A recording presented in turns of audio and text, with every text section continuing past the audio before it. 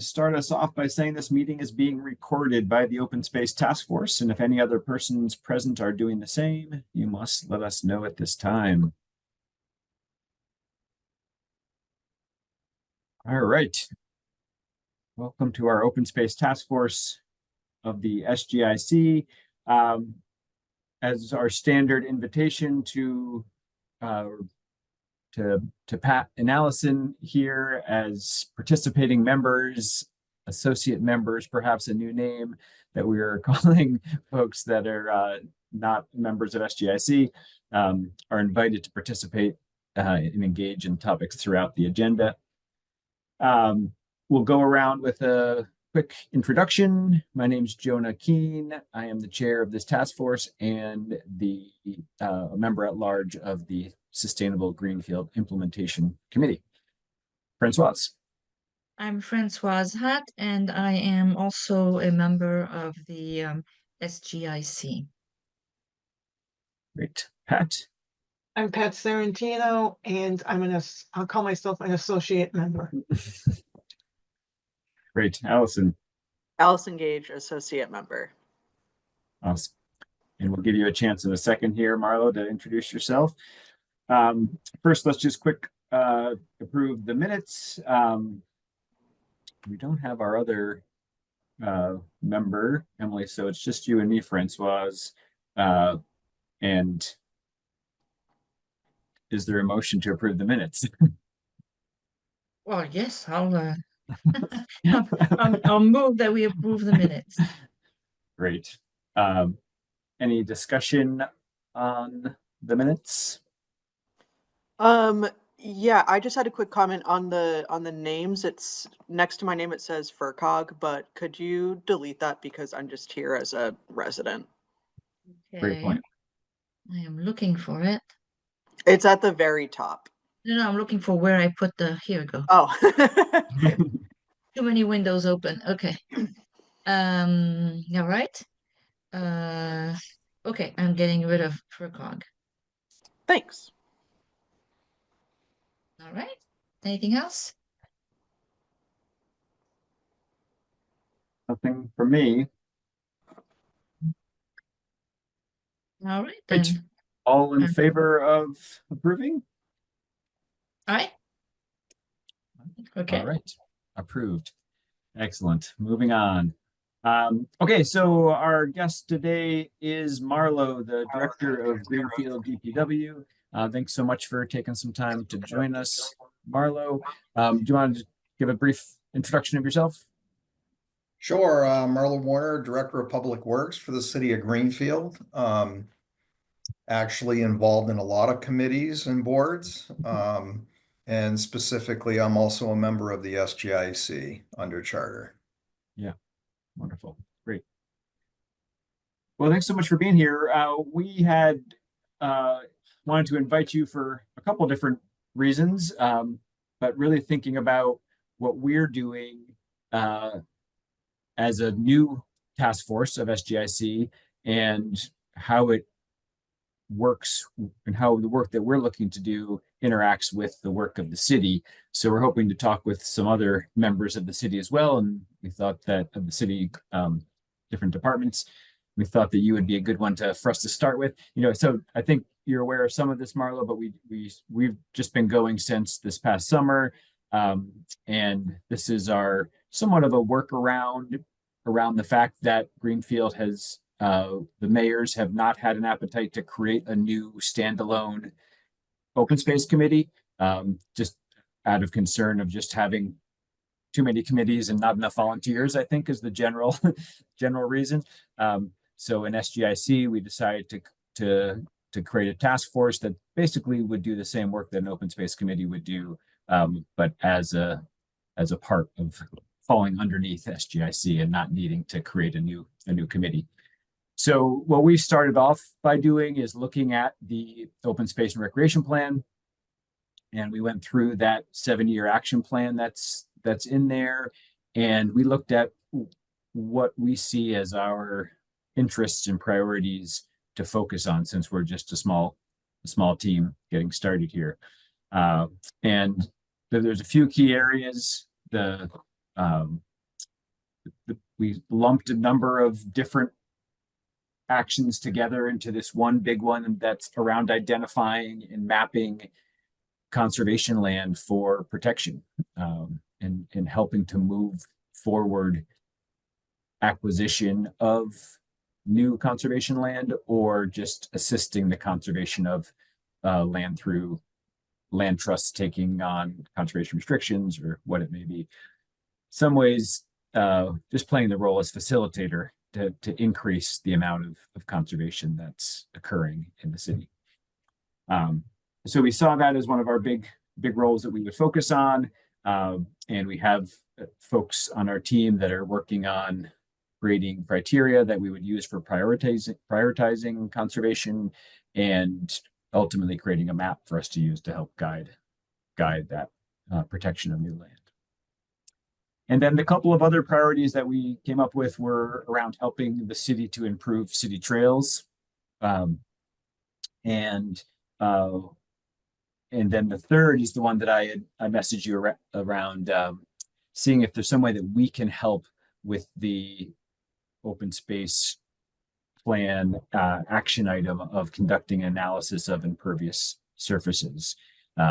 So those were the three that rose to the top as we were looking through the many action steps of the OSRP, figuring out where we might be able to help move things forward. Oh, my kids are having a meltdown in the background. Everything's okay. No need for alarm. We can't hear anything. Oh, great. Excellent. So we invited you here, Marlo, to help as we think about those three priorities primarily, but also, once we're done chatting about that a bit, if there's anything else that comes to mind for you in your role with the city that you think would be helpful for us as a new open space committee, would be happy to hear that as well. And I'll just take one quick moment here for Emily and Patty to introduce themselves. Emily, do you want to introduce yourself? Sure thing. Hi, Marlo. I'm Emily Boss. I work at Franklin Land Trust. I'm on the Conservation Commission, and I'm a member of this board, a forester as well. Great to have you here. Thank you. Thank you. Thanks. Yeah, Patty.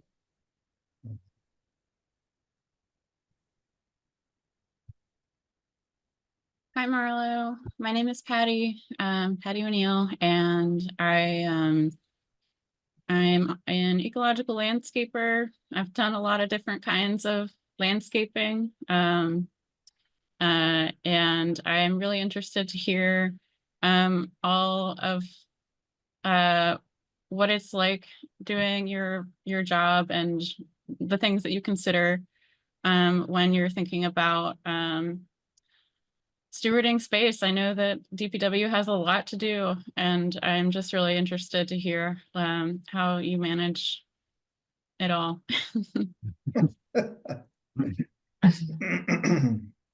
Great. Well, so let's jump in, and I think a couple of initial questions, and Marlo and I, we spoke briefly, and it could be helpful for us just to go over those again, Marlo, of as I mentioned, we're thinking of how can we help facilitate additional conservation land being acquired by the city, in addition to being just protected, that would not involve the city's, wouldn't involve the DPW in any way.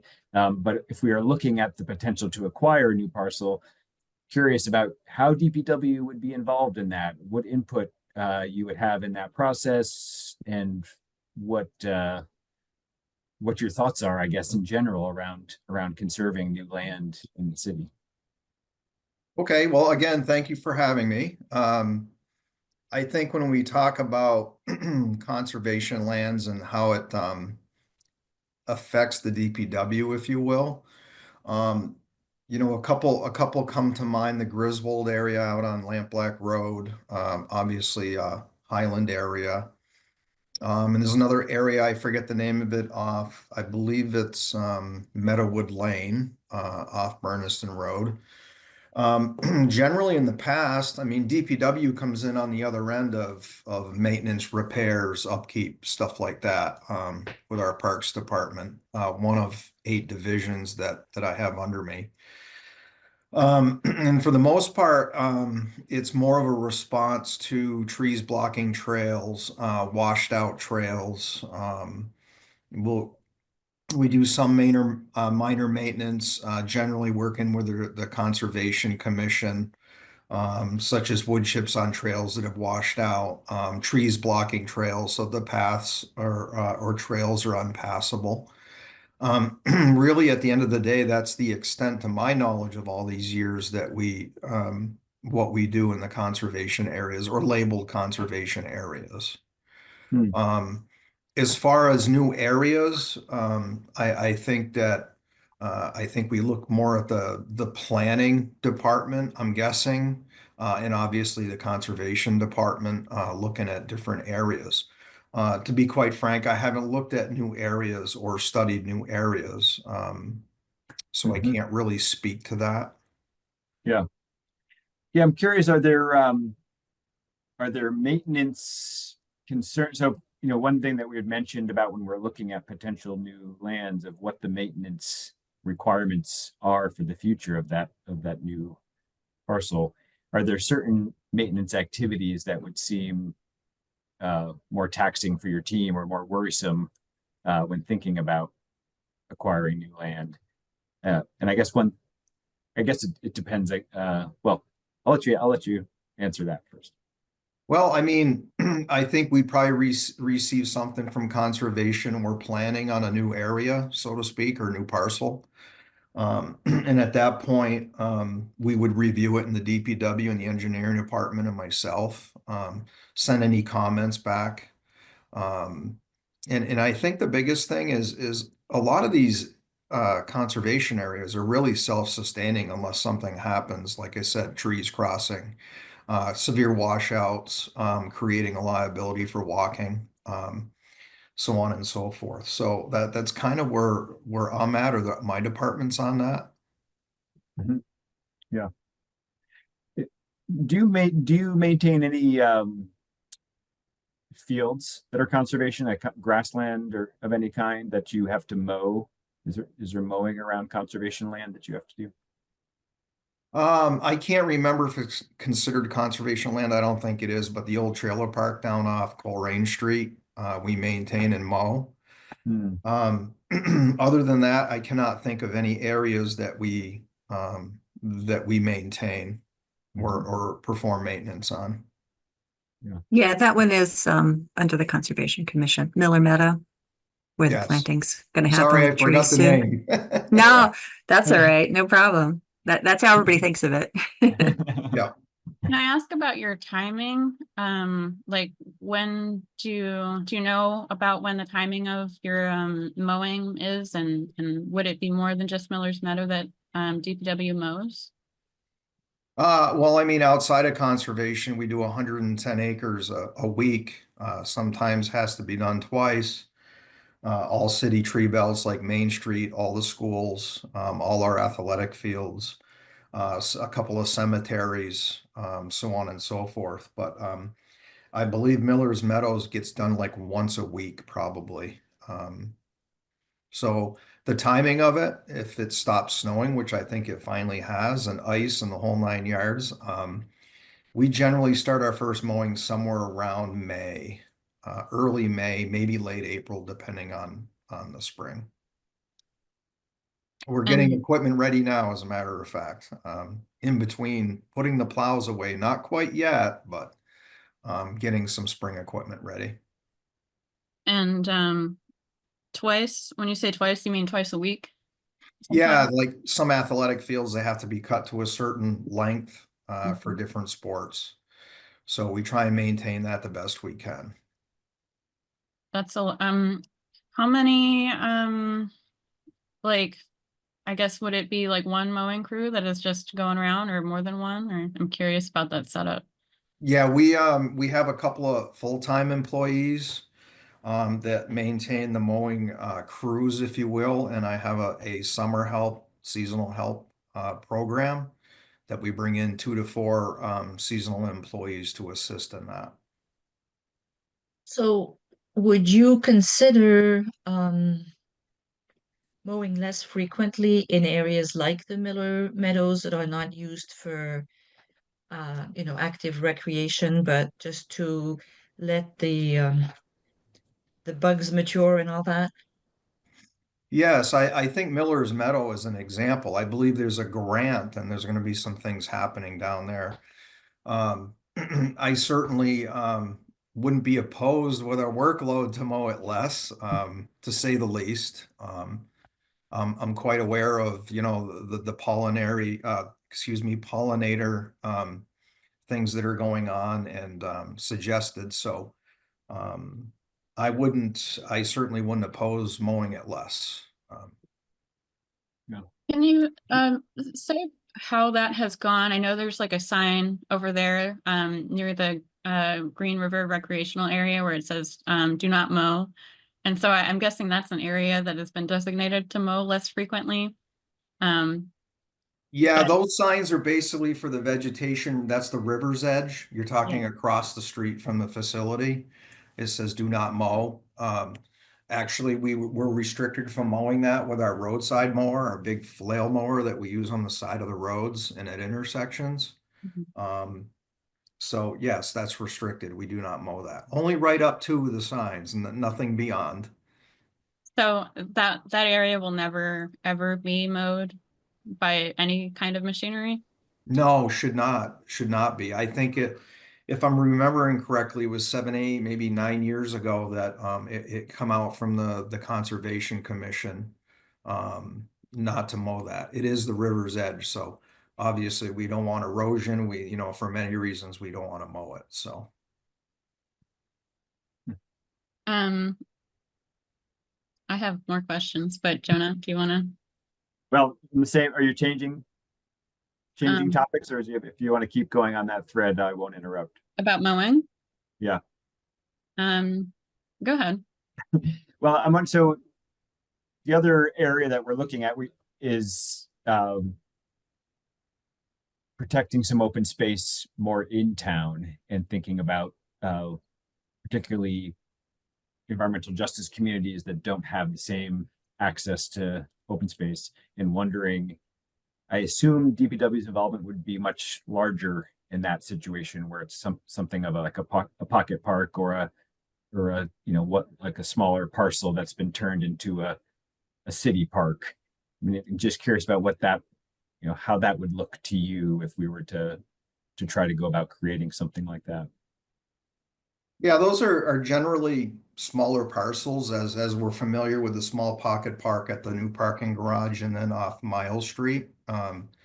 Which was recently put in 3 or 4 years ago after we rebuilt the wall, as we call it, and the parking was redone.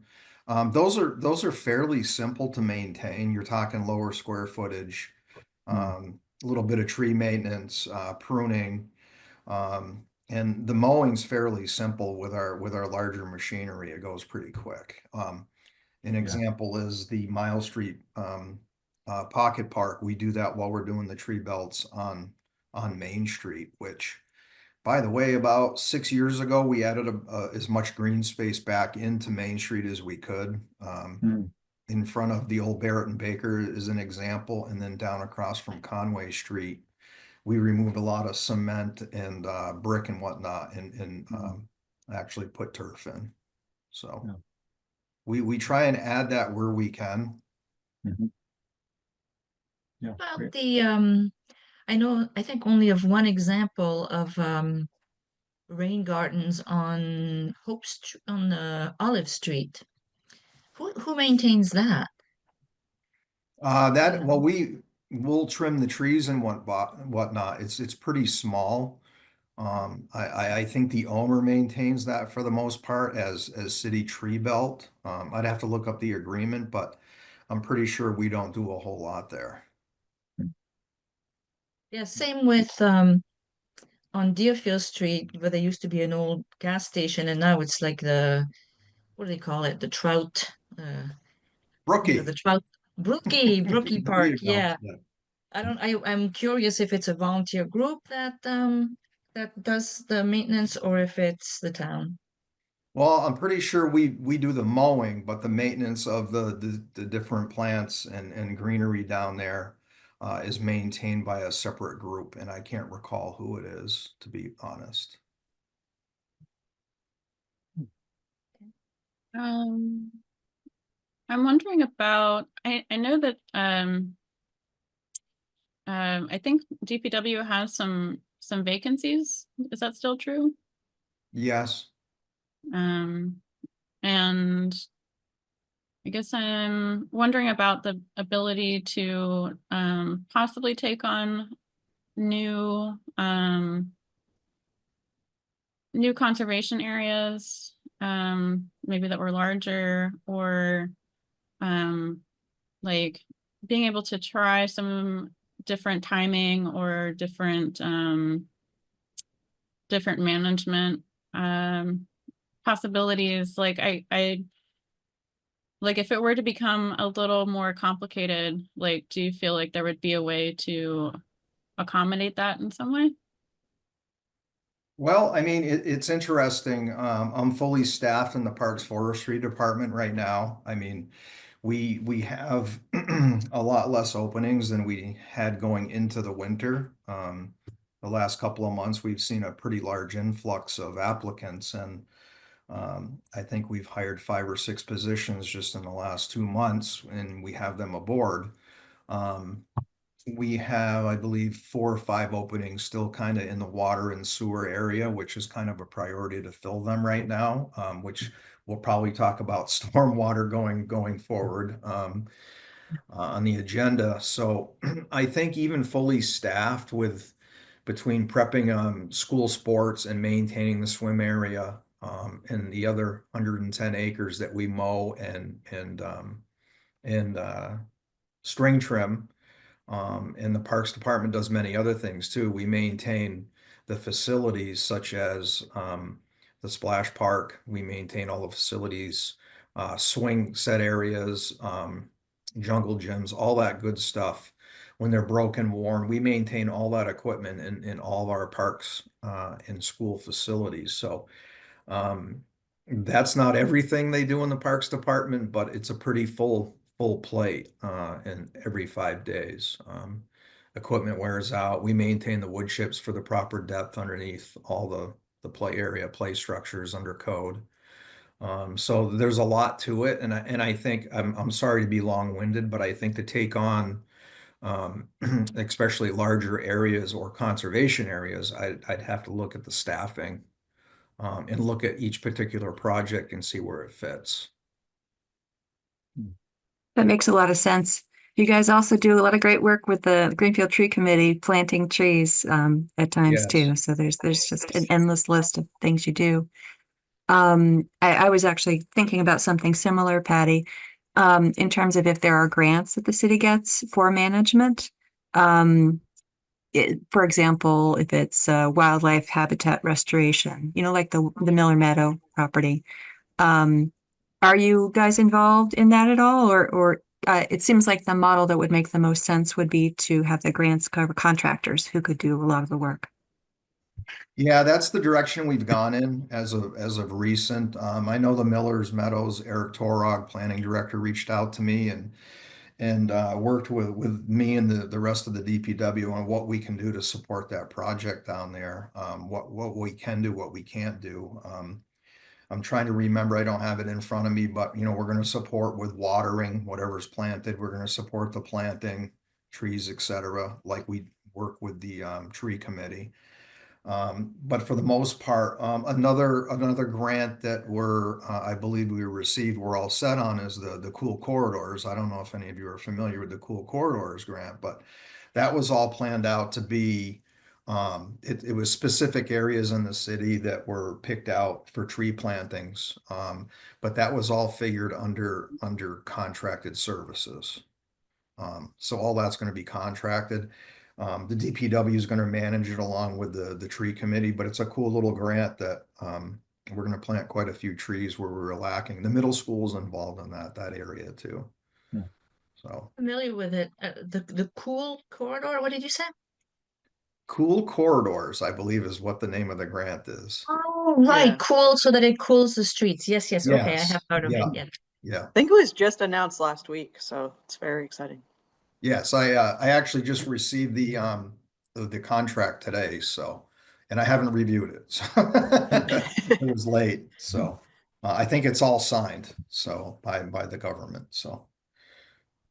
So I if know- we were to, and we haven't discussed this at all, I'm just throwing it out now, but if we were to suggest that places, say places like the Brookie area and maybe the Green River Park, there's a big part of it which is used for, maybe the whole thing is used for sports. Come to think of it, now that I think of baseball, softball, maybe they use the whole thing. But places that are not uh, actively used like that would you you seem to think that it would be okay for us to suggest to mow them less, for instance. Well, I think the sports field, especially when it comes to baseball and softball, I believe there's a fall football league down there Right. also through the Yeah. rec. Forget Green River. Yeah. Yeah. Other ones. I mean, yeah, I mean, in my previous life, I play a lot of baseball and softball, and it's not fun with thick grass in the outfield, I'll say that. No, I'm not suggesting that. No, no. Yeah, yeah. Yeah. In as far as the Brookie area, that's, I don't know how familiar everyone is with that, but that was a brownfields area. Yeah. In What, fact, I'm not familiar with that name. Where are we talking about with the Brookie? it's down on Deerfield Street, right before the last exit of Washington on the opposite side of the road. There used to be a food and fuel gas station there way back when I was a very Okay. young person. Oh, yeah. It was still Yes. there when I moved up here in 87. So Um, it was contaminated. So it's all sealed and capsuled. And when we installed Brookie, but we could only dig down so far. You go down 3 feet and there's special webbing, so on and so forth to encapsulate the brownfields issue there. So you can only dig so much there. You can only put certain, I guess, vegetation in there too. You can't dig too deep. You can't break that meshing or that cap. is it, would it be would it be a good idea or a bad idea to make that whole place a wildflower field? I never see anybody using it. I mean, there's no benches, but I don't know, maybe kids play there when I'm not around. Yeah, I mean, I'm not opposed to it. I don't think there's a restriction to doing that. And again, we're pretty limited what we can install in there just because of the excavation standpoint, with that cap. You probably wouldn't want to have any trees growing there that could damage the webbing or break Yes. the Yes. containment. Yeah. So if it was anything, a meadow might make sense, but then there'd have to be regular brush hogging or mowing to make sure that woody species weren't getting a inholing there. Yeah, and I'd have to go back and review the restrictions. We put Brookie in and when all that was developed back in 2015. So it's been a few years. I can't quite remember the exact restrictions, but I do remember that one. So. This is near the Green River area. Sorry, can you say where the streets were of this place? It'd be the south exit or entrance of Washington Street on Deerfield Street. It'd be across the street from that entrance or exit. But It's it's showing right up as on the Green River. Yeah, Yes, it is. it borders the Green River. Yeah. Have you showing up as folks seen River- Brookie? It's the giant sculpture of a trout, if that doesn't ring a bell. But how big is it? Is it like 15 feet long or something like that? I think it's 10 feet long. I actually picked that big. up in Shelburne and brought it back. See. It's From the made sculptor with that designed it. silverware. Yes, yep. Yeah, spoons, forks, knives. It's pretty cool. I'm really curious about rotational grazing and incorporating that into some of these large areas. Especially like as ways to like a part of stewarding some of these larger landscapes. really interested in the idea of commons, and having these be like productive but also ecologically supportive areas, and really kind of getting into how that could be done. And I guess I'm maybe trying to see where the edges are of like what DPW like could do, or like how to kind of like be coordinating with DPW versus like how maybe a contractor with a grant might be able to like oversee some of this. Do you have any thoughts about that? Well, I think it depends what it is. Obviously, the DPW is always there to answer questions, support and review and everything else we do. So I would think that that would fall back on whatever the situation is. We certainly work with everyone, so we could have input at that time. And about the Green River swimming area, I know on the Sustainable Greenfield update that some of the feedback about that area was that people wanted it, I don't know, I think they wanted it managed a different way. I don't remember what exactly they wanted, but I wonder, has any of that come back to you? And like, do you have any plans for that area or thoughts about like how that, I know that area floods a lot too, and I'm just really curious to hear like any thoughts you have about that area and maybe opportunities that you see there. Well, I mean, I've been here quite a few years and I've seen that flood probably a dozen times. And it's a lot to put it back together each time. It's an area that's very highly supported, obviously, by the community. We have a project we have to do down there. There's an area of the river that has eroded just upstream from the end of the snack bar or the bathhouse, if you will. It's near a bench. There's a drain pipe there that it eroded. So we had to go through a full environmental permitting to repair that because we need to repair that drain pipe, and also stop the erosion from just working its way into the rest of the facility, if you will. So the environmental permitting alone was $40,000. And it's going to be about $40,000 for us to do the repair, and that's with in-house help, meaning my sewer drain personnel. We can only do it certain times a year. There was evidence of the wood turtles, so we have to have an LSP on site when we do the work. And when we reestablish the bank, that's the expensive part with the plantings that they're requiring us to do through DEP. So I believe we missed our window, obviously. This fall, we were extremely short-staffed, but I believe it's a 3-year permit. We're looking at probably doing that project in the fall. That's one thing that stands out to me. We obviously have a accepted maintenance plan that we apply for, that doesn't require a full permit. Like if we dredge down there as an example, we need a full permit to move forward with that. But there's certain maintenance things we can do. I know there's a group across the river that's taken on some non-invasive ways to kill the invasive species over there, such as tarping it. Got Japanese knotweed and a few other things over there that a group has been working on.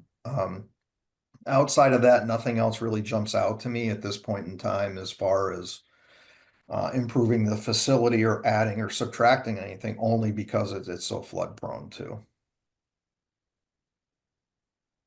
Well, that could be a good segue. We don't want to take too much of your time here, Marlo. Appreciate you taking the time. We did want to follow up on that other action item that I'll just read here, but from the OSRP, which is conduct an analysis of impervious surfaces, slopes, and stormwater drains to determine where the heaviest flows of stormwater enter storm drains, streams, and rivers, and determine areas where mass plantings of trees could capture and infiltrate rainfall. So we're curious to know what, if that's on your radar, if there's work being done on that, if there's ways that that volunteer groups like us could facilitate. So I guess on the radar is good, but it's pretty far down the list with everything we got going on with the inflow and infiltration. If most of you are aware of that, that's stormwater getting into our sewer system and creating very high flows at our sewage treatment plant. That's been a focus for 5 or 6 years now, with our aged sewer infrastructure. We're aware that, we're seeing 150-year rains now rather than under 100 or 75-year rains when it rains in an hour. The system, most communities don't have a drain system that can keep up with that kind of rains when they were designed 100 years ago or 80 years ago. We all know we're getting these 3-inch rains in an hour that were extremely rare in the past, but we seem to get them more frequent now. So to say where we have runoff in the system and whatnot, it's hard to gauge. I know that our drain system is undersized in areas, only because of the change of climate and what we're getting. It is on my bucket list to start looking at like impervious pavements and stuff like that. We have made a few strides. We look at it when we do projects. An example is when City Hall parking lot got redone, we have those storm gutters there with plantings in it. Another area is the bottom of Chapman Street, which is just below the skate park now. We installed those. It's an area that takes on all the water, and the intent is to absorb as much as we can before it hits the drain down the other end. We haven't really gotten into impervious pavements yet. I can tell you that they don't hold up real well at times, depending on what mixes that are used.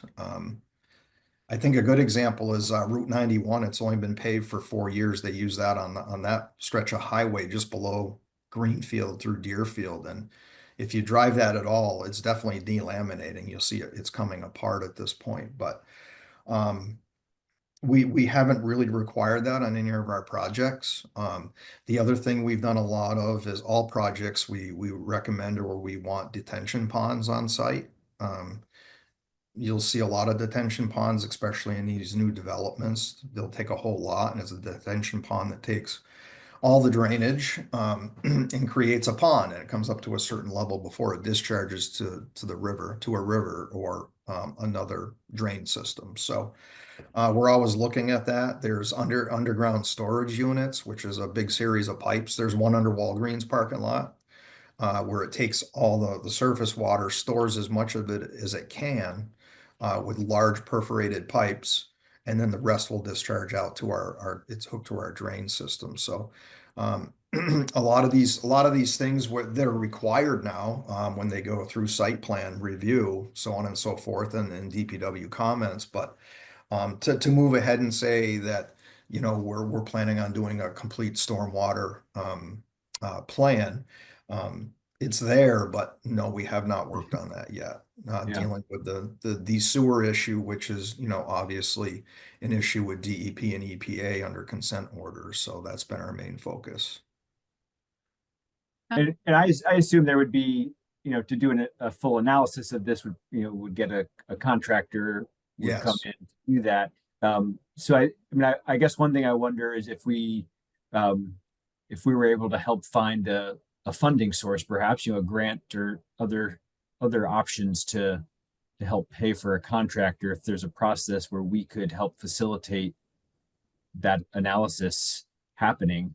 I know the FERCog we worked with Marlo to apply for a 604B, which of course I know the numbers and the letters and not I think it's the Water Quality Grant Management Program through the Department of Environmental Protection to do a preliminary stormwater analysis where we would hire a contractor.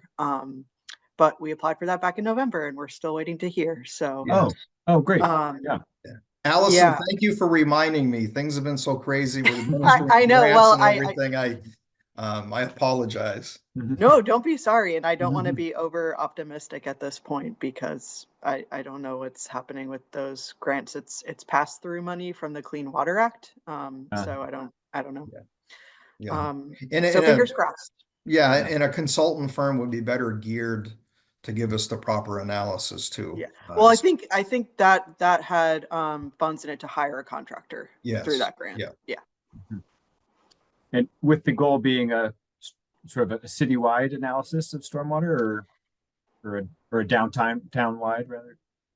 I think I forget what the geographic area was, but yeah. Yeah. Great. Sorry, was the grant for an analysis for like um related to the storm gutters with plantings and maintenance, or like just where they should be sited? I'd have to check with Tamsin on it. I wasn't involved in the grant writing for that one, but I can check on what the scope was. Yeah, that would be great, Allison. I can't remember. I'm saying it wasn't part of it, but I could be wrong. I don't want to say it wasn't. I would I'm hoping that the I feel like in so often in design that the maintenance planning can be left out, and for something like the storm gutters with plantings, like it would be great if that was something that had more maintenance direction in it, so that DPW could possibly do it. And I wonder if that's something that you envision DPW being able to do, like any amount of weeding or invasive plant management in these areas, or like any kind of like spring cutback, or just regular cutting back, like really just kind of like garden maintenance of these areas that are catching stormwater, and what, like how much that might be able to expand, and Well- whether giving criteria of this, when if they're checking, like if you're giving feedback as DPW on like what you need, that maybe like asking for some of this like real like time or funding allotted to figuring out the maintenance, if that could be part of it, when that makes sense.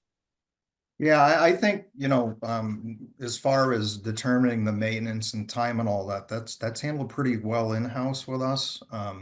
We kind of know the limitations of the Parks Forestry Department. And I think the big thing is, we have never done like professional pruning, such as the library has some really nice plantings around it. That's contracted. We trim trees, we prune. But as far as doing a lot of labor, hand maintenance to prune areas like this or maintain them, would definitely add much more time to the labor force in my department. Which, like I said, we're pretty much the force we have now, even fully staffed, is pretty much wide open from spring to fall cleanup. So to add a lot more, especially labor maintenance, would be difficult at this point. But again, depending on what the project is, we'd have to evaluate from one to the next. It may line right up right next to an area we're already doing. It don't take that long. We're not moving equipment around. I mean, there's so many different scenarios, so we'd have to look at each one. Marla, we've taken a lot of your time. Thanks so much for being here. Is there any last I guess just keep us in mind as you're working on open space out there. Remember that Greenfield does now have an open space committee. We're just an open space task force under SGIC. And so reach out to us if there's something that you think would make sense for us to be involved with as we're finding our way here and how we can help the city. Hey, best. thank you. This is good time spending with you all. I'm not out battling an icy road. Right. So, That worked out.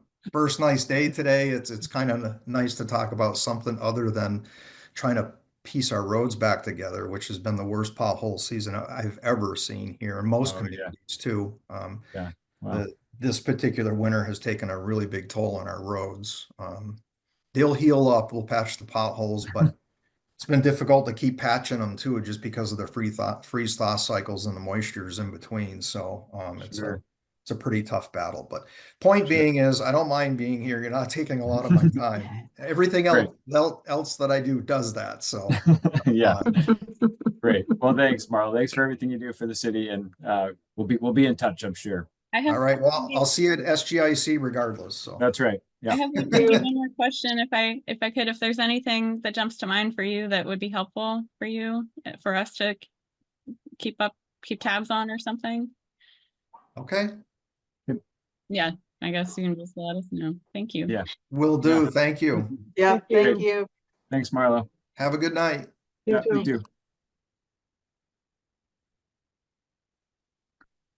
All right. Well, I think that was helpful for me, and good to spend that time with Marlo. The next item on our agenda is just checking in on our next steps here and our priorities. I put in the agenda mainly because the folks at the city clerk were saying our agendas need to have more specificity. So I put more detail in there. And I mapped out all of the next steps I put in there that we are currently working on. So I figured we could just kind of click through them and just see where we're at. Yeah, Patty. I wonder if before we move on to the next agenda item, that maybe if we can discuss any thoughts that came up talking with Marlo. Does that sound like something people are interested in doing? Sure. Yeah, we have limited time with the agenda to fit it in, but I'm happy we could definitely spend a few minutes on it for sure. And then if it's a bigger discussion, we could come back to more of it next month too. But yeah, what would you like to follow up on? Well, I guess just one thing that jumped out at me was the no mow end never ever being cut back, and just like how that area might be succeeding into something else. I know, like, I don't know, I guess I'm just curious about who is tracking and managing all the invasive plants. And I guess we have like some volunteer crews who are working on that, but Yeah, that's my understanding. I don't know if there's much. I mean, I guess Emily, I don't know if the Conservation Commission has an eye at all on that. That would be the only other spot. There were two different groups that ended up doing invasives removal. One I think was associated with Green and Greenfield, and I'm not sure where the other group arose. But they were, tackling specific properties and had specific tasks that they were doing. The Conservation Commission, Patty, I can't remember where that property is. Is it along the bike path?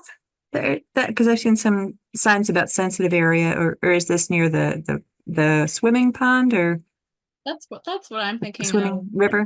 Notice the Near the swimming pool, like as they call it. street, like near the highway. And Oh, okay. yeah, and I've just So that's near this bike Yeah. trail too. I Okay. think I'm definitely interested in what the process would be to try to give helpful feedback about mowing times, just so we can try to limit the spread of invasive plants that way, perhaps. Yeah, I'm still not quite sure who governs the land. It was really interesting to have Marlo mention that the directives came from the Conservation Commission in terms of not having activities there. But it was probably a lot of turnover. I can check with our the folks that are on there, but that's not something that I've heard about. But if there's some kind of a lot of times that kind of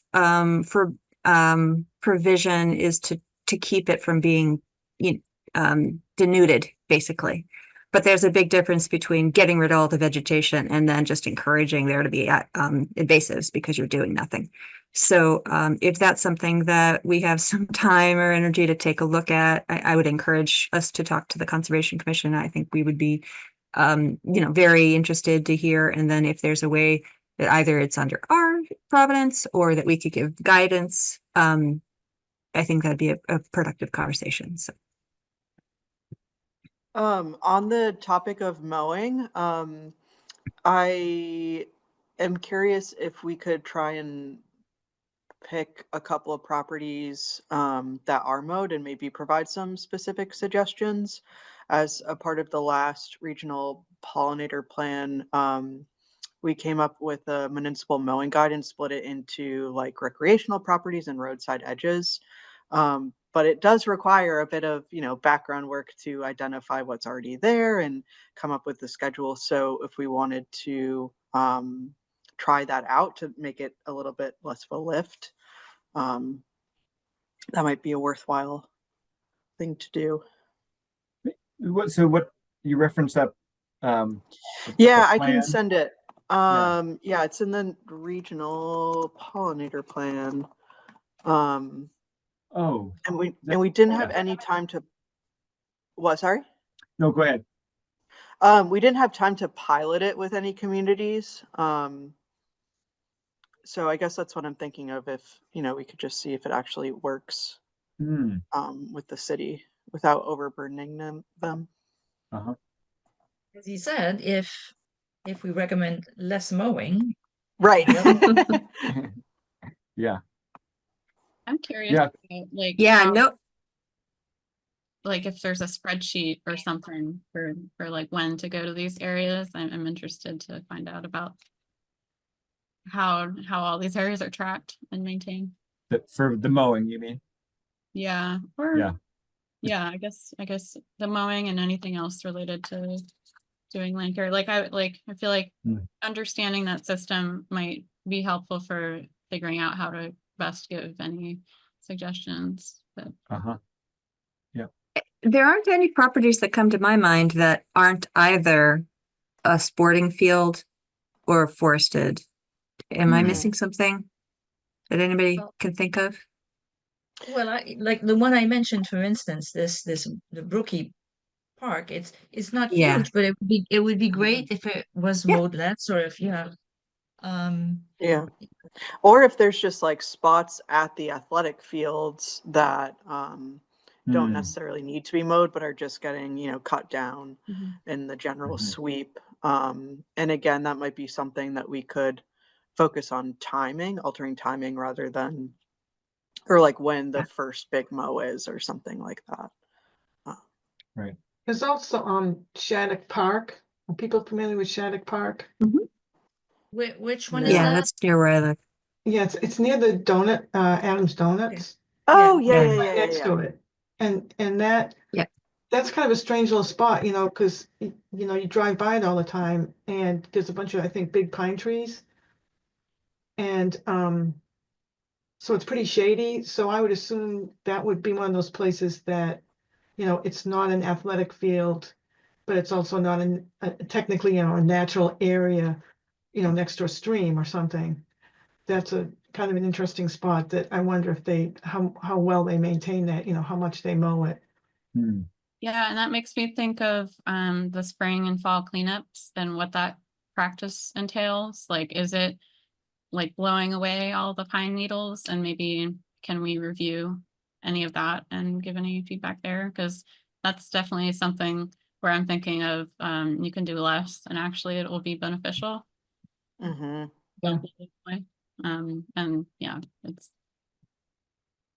be really fun to look over that stuff. Yeah. Great. Okay.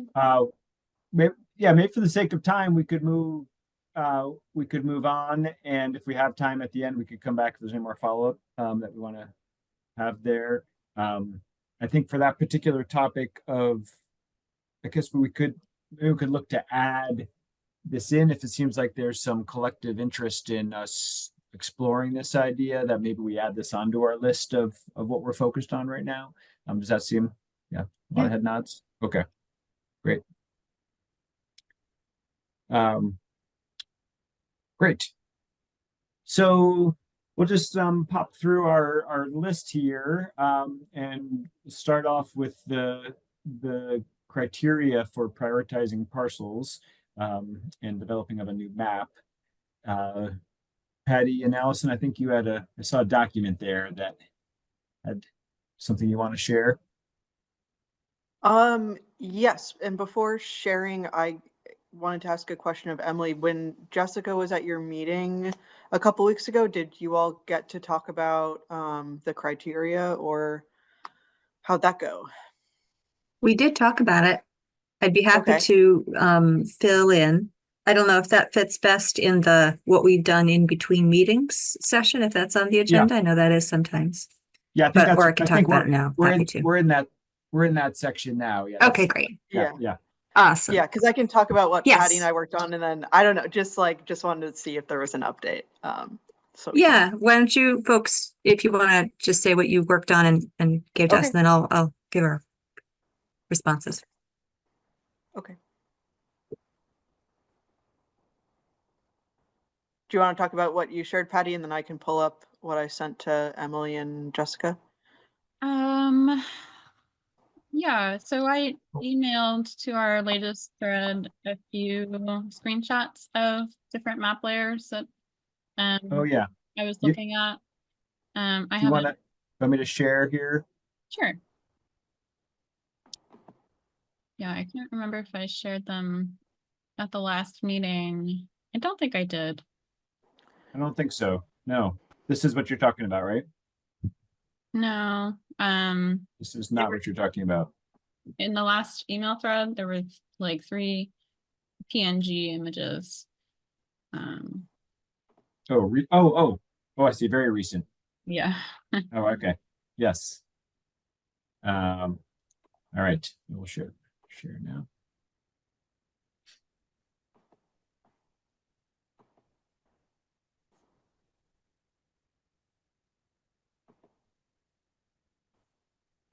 So I don't think these were sent to the Conservation Commission. And but I do think they can kind of help us think about these different regions of Greenfield. Let's see, this one is mainly just biomap in all of the green areas, and then the red areas I think are designated open space. And then if you can go to the next map, please.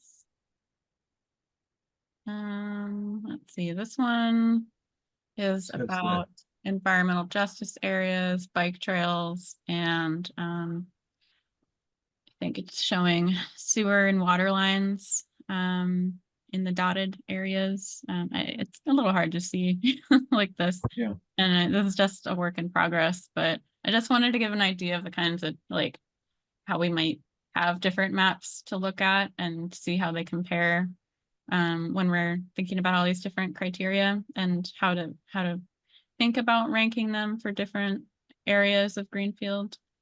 So I think the black polka dotted area is the environmental justice. Basically, it's downtown. Yeah.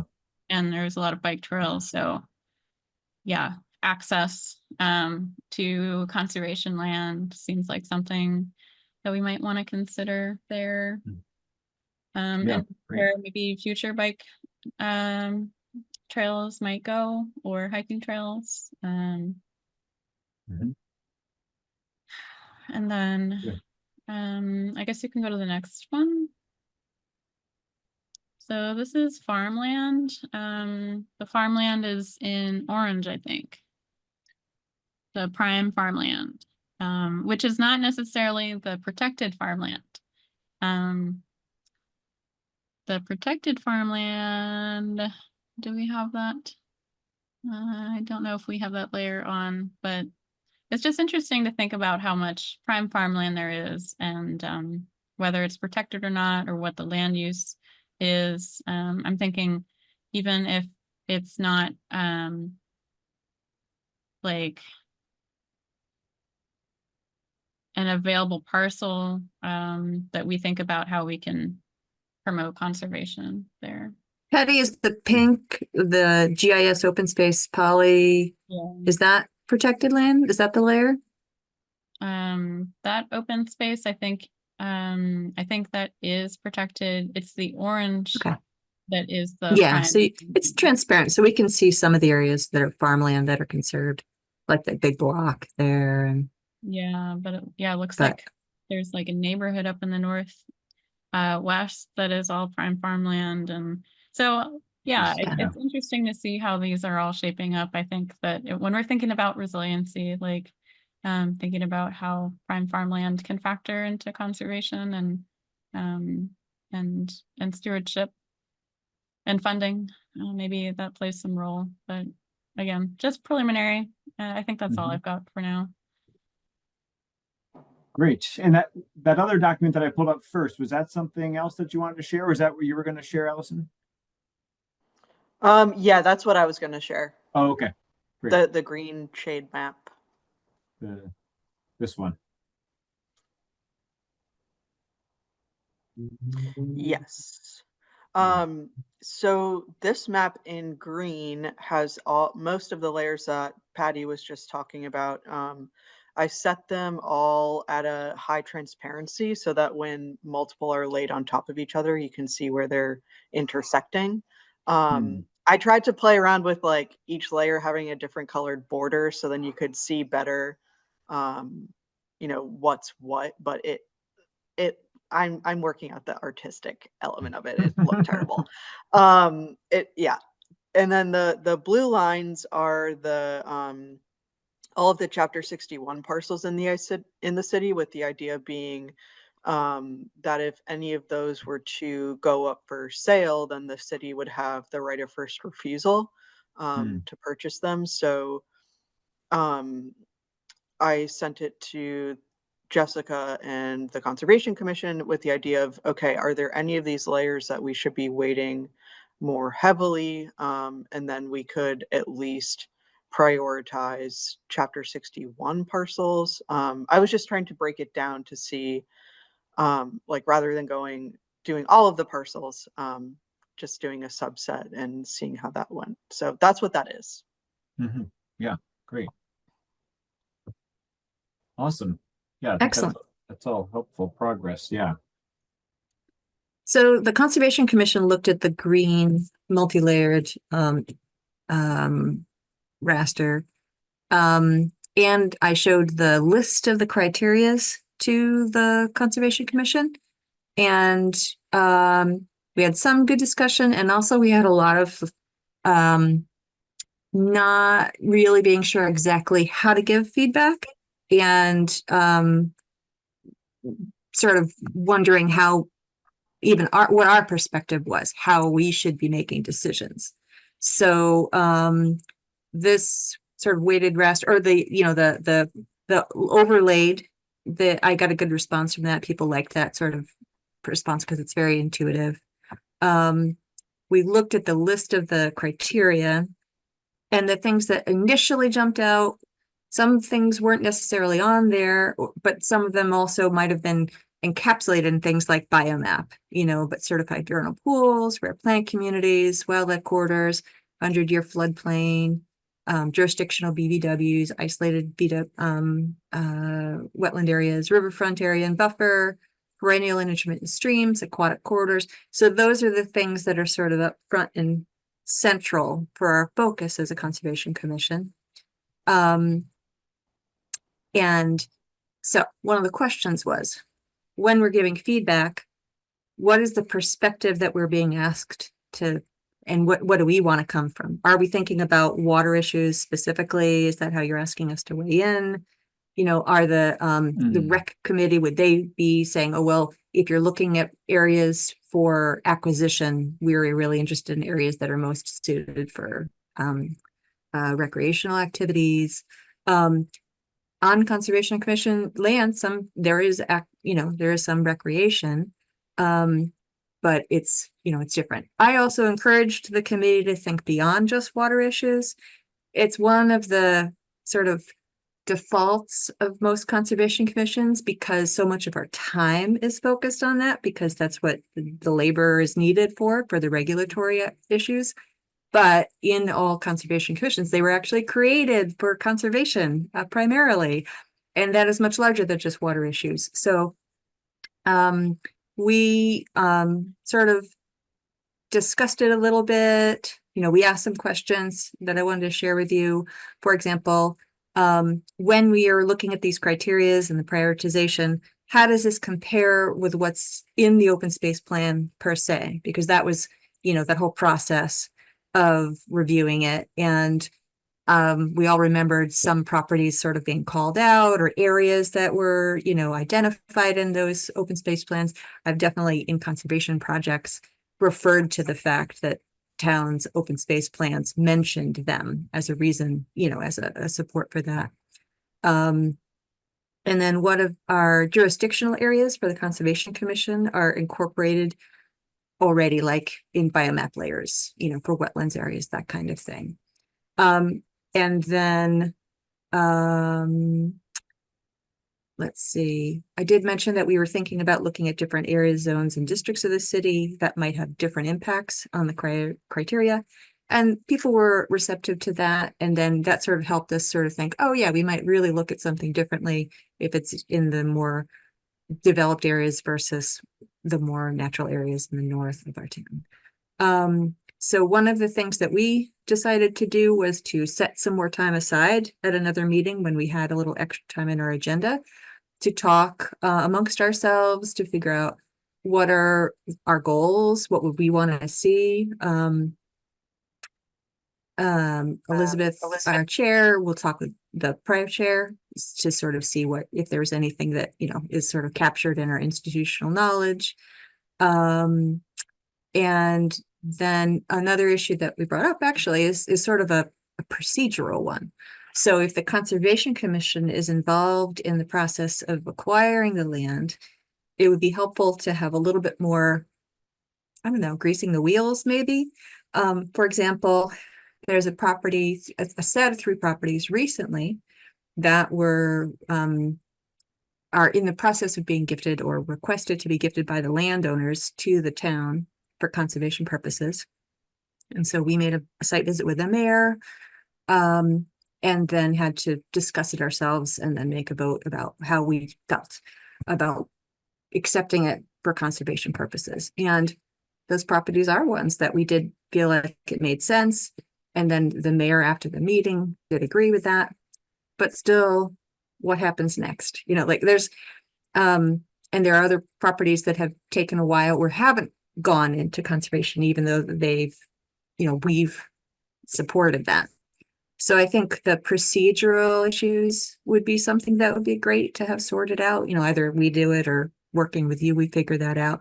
Because even if we do get the prioritization and all the grant funding, if we can't get through the process, then it's not going to happen. So I was really glad we talked to Marla, because I'm sort of piecing together, who are the hands that deal with the land and what's the process, especially because commission members turn over, we kind of lose that knowledge if people have gone through a process.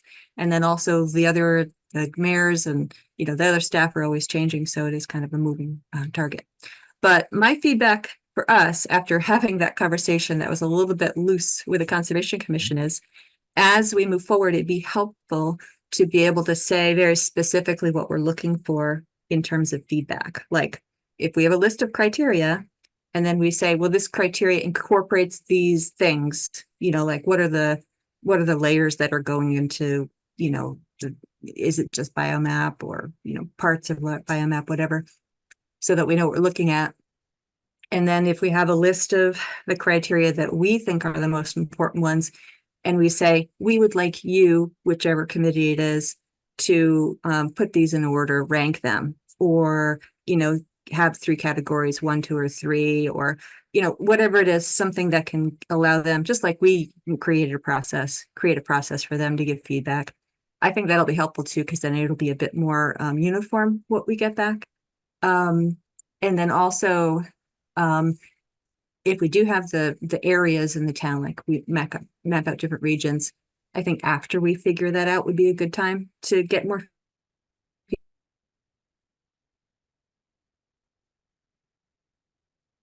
Oh, might have lost her. Emily? Okay, they might want to ask us for feedback on their list of criteria. That's what I got. after we map out the town. Yeah. Yeah. Well, looks like she's lost. Hopefully she'll hop back on. I don't know, Patty, Allison, do you have follow-up thoughts on hearing that? Go ahead, Allison. Oh, She's she's back. Sorry, I got bumped off, but I'll take that as a message from the universe that I should let you guys respond. Well, did you have a final thought that you were trying to finish there? Or Just that I think it was helpful to me that just to see how like chaotic this conversation was. I didn't really exactly know how to frame it to them. So if when we are looking for feedback from the other commissions, if we have like a process and a couple of clear questions, I think that'll be helpful. Right. Yeah, that's a good point that if we ask different boards or committees, they'll be looking at this from a different perspective. So I wonder, I think somewhere on the drive, there's a spreadsheet that starts doing the criteria or like listing out different criteria. And I wonder if we should take a stab at prioritizing them and then, I don't know if it would be like something that we have each committee do, or, the Conservation Commission could do it. And then we would have like a weight of each criteria and do it that way. I think it'd or be if good that's to have complicated.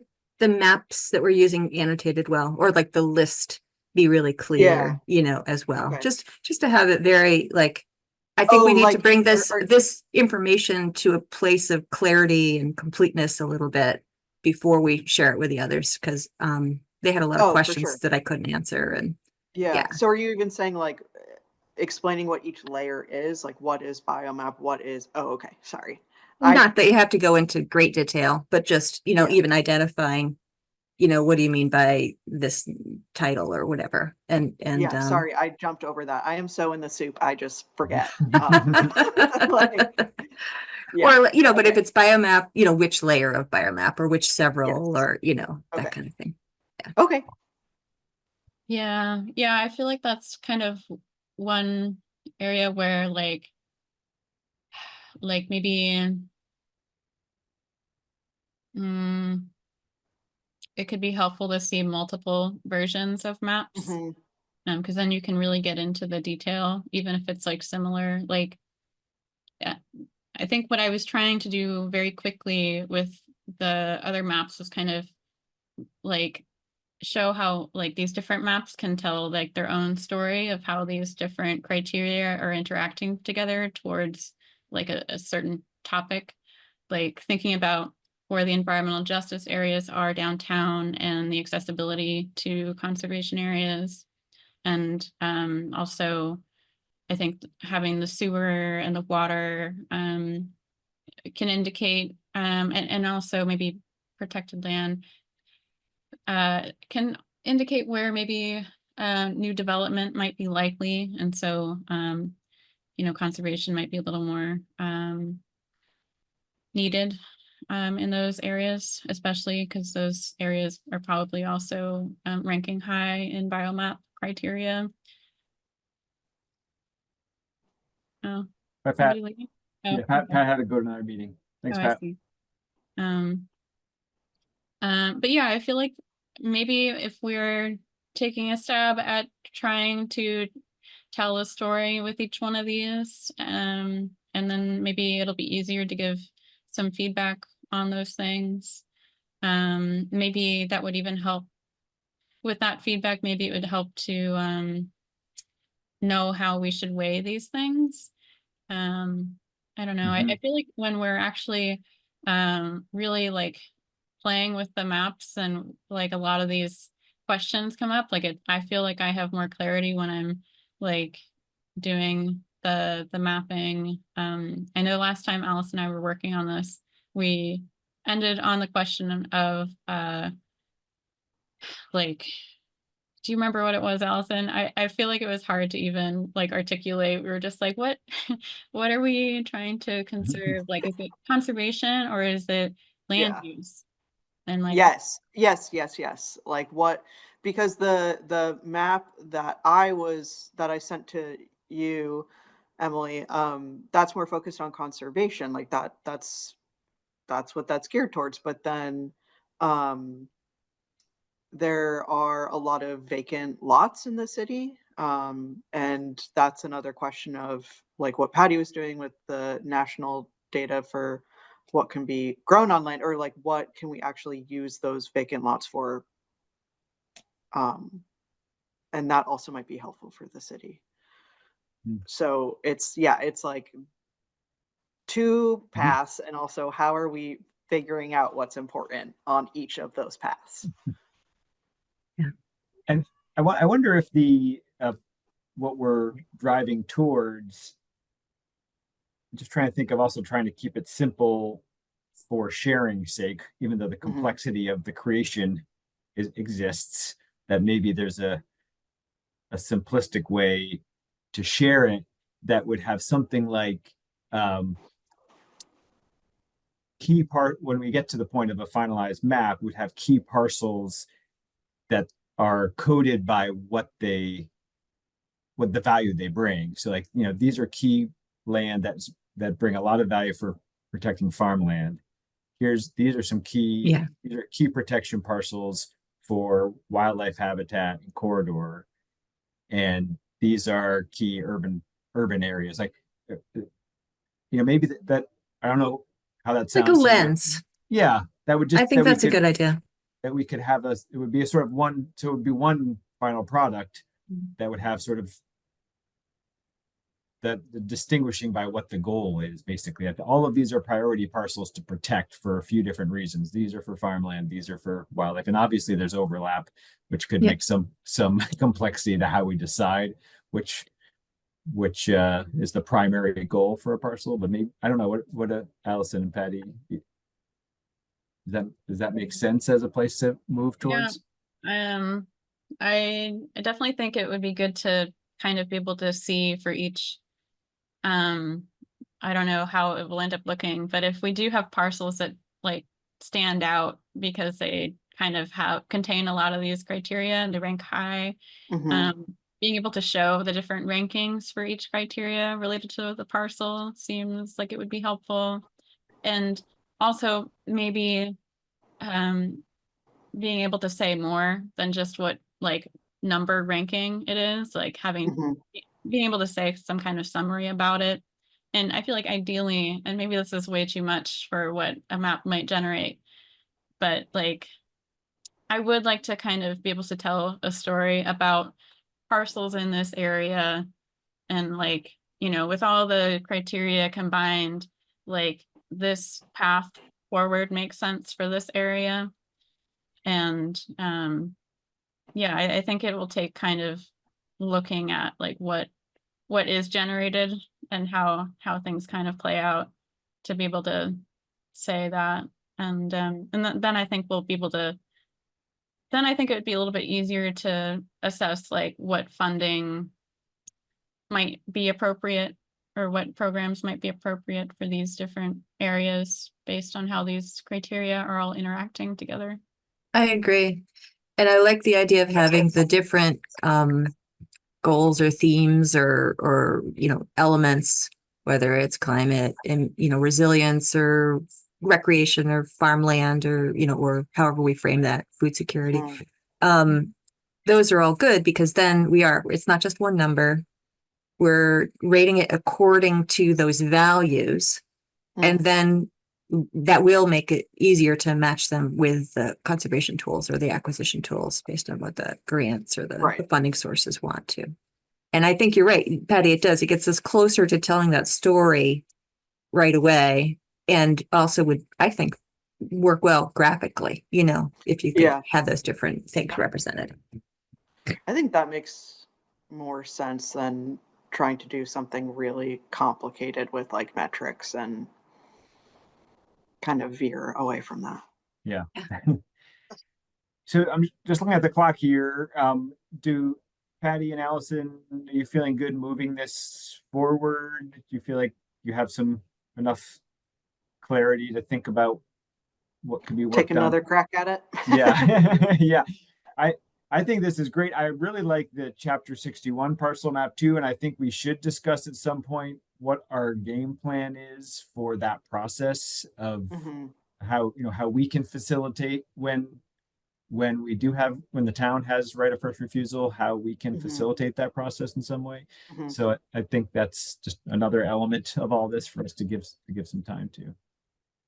I'm also really interested in what you said, Emily, about like trying to capture the procedures and that how some of this procedure knowledge gets lost in the transition. And I feel like trying to document our process once we kind of figure out what our process is, and maybe that's a way that open space could be helpful. But yeah, I definitely hear that. I feel like trying to keep all of this knowledge like living in the organization and in the system, and not just the people who are occupying the positions, is like a real needed thing in most places. Definitely. Even simple things like, who is it that votes? Is it city council or the mayor or both? These are the things that if nobody remembers, then you have to go back through all the regs, and it would be great to just have some simple manuals or procedures or checklists that we could have on hand. I know that Absolutely. actually Yeah. there's a Google thing where you can start kind of like making a diagram with like little speech bubbles, and you can draw lines. And I think, I don't know, maybe making some kind of flow chart for these different things might be a really great thing to do. Yeah, that'd be excellent to have as part of our deliverables. Yeah. Add that in. Great. So we're very short on time. I don't know if Francoise or Emily, if you have any on these other next steps. Well, I know, so Patty reached out to Seth from Mount Grace, and Mount Grace looks like he's able to join us next month, which is great as far as the goal of building relationships with regional land trusts. So that's a good progress. Anything else on the list of things that we were working on between meetings, Emily or Francoise, that you want to chime in on? Let me see, I'm trying to read everything. I know that I created that map, not that map. No, I created a table with all of the other, there's a conservation commission protected land, and then all of the other. And I just grabbed it from all the various tables in the open space plan. Okay. So hoping that there, it's a little bit old and that there aren't any new ones that are missed. There might be, but it's quite a list. It's got all the chapter 61, the APRs and various other levels of protection. So that's there as a table, not as a map. I'm assuming that I finally read that plan from beginning to almost end, and I was kind of impressed that a lot of what we're trying to do seems to have been done already. They do have a lot of maps in there already done, and yeah, so with at least the parcels that are already protected. Right. But I think if I remember correctly, this, all the open spaces there too. So I'm assuming that's what, Allison and Patty are working on, is to put those things together, right? To see which ones are open but not protected.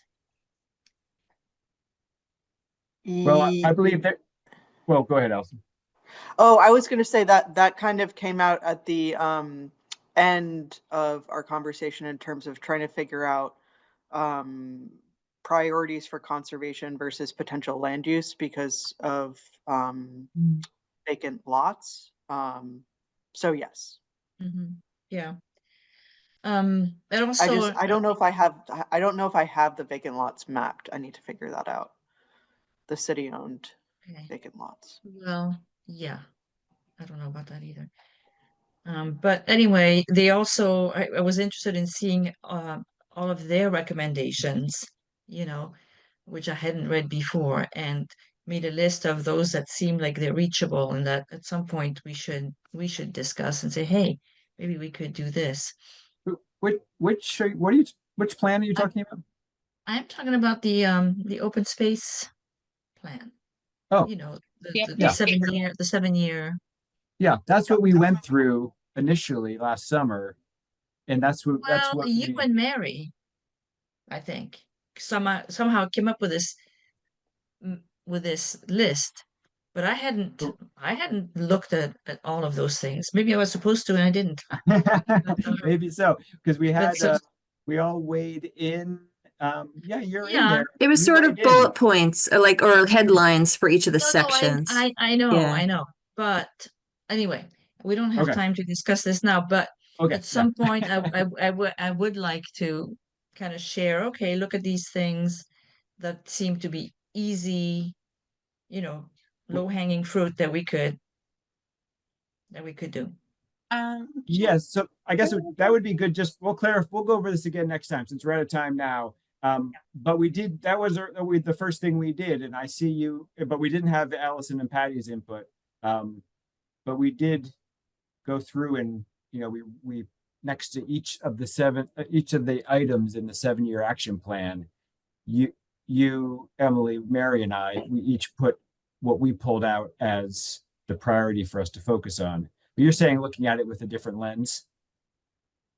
Yeah, or maybe they were maybe they were in the text and not in the table, I Hmm. think it was reading Okay. the text more. Oh, So, okay. Okay. Great. Yeah. Okay. So we can definitely give some time to coming back to that. Looking at that more. Yeah, thoroughly. we'll take a look at that. I'll ask you over email more about it. Yeah, and if you look in our folder, there's a goals folder.